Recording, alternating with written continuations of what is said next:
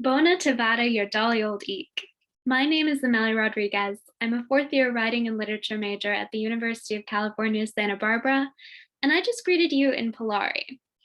The phrase means good to see your dear old face, and it's one of many in the rich lexicon of slang that makes up Polari, a language spoken primarily by working class white gay men in England from World War I to the 1970s. Queer Polari speakers use the language to communicate with one another without heterosexual passerby catching on to the full meaning of the conversation. And it was also an important aspect of the way many gay men performed and negotiated their sexuality. While Polari has been referred to as England's secret gay language, it did eventually become more mainstream.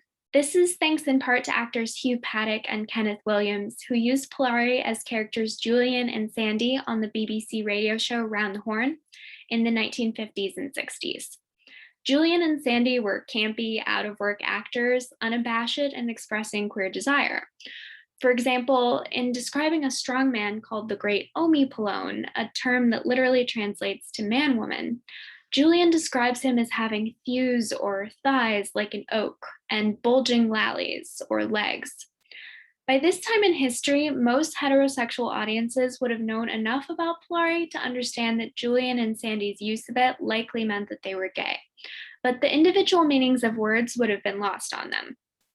The use of Polari conceals their frank expressions of desire, rendering them non-threatening to the conservative censor boards and audiences of mid-century British media.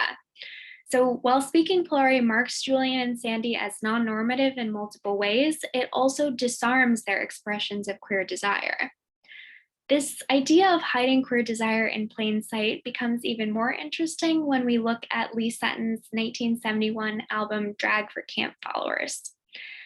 Sutton sings a song called Bona Eek, a Polari parody of the 1926 love song Babyface. Sutton crows lyrics like, "You've got the campus little Bona Eek," or "best little face," and "you've got a tatty gaff and all your drag is naff," or "your flat's a mess and your wardrobe's terrible." He sings it once through in pure Polari, then he goes through and translates the song for his audiences. But the translations are incorrect, sanitized versions of the more explicit actual meanings.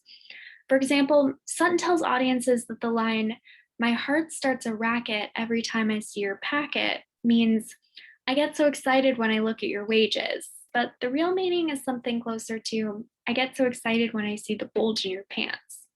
So there are three levels to Sutton's performance: the Polari lyrics, his explanation of the lyrics, and the lyrics' actual meaning.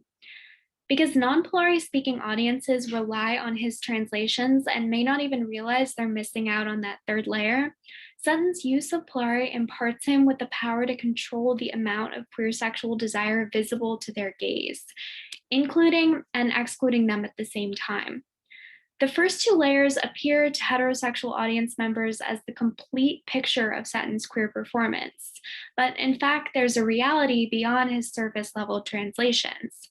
He offers non-Polari speaking audiences a window into queerness and leaves them unaware that they cannot view the whole room through it.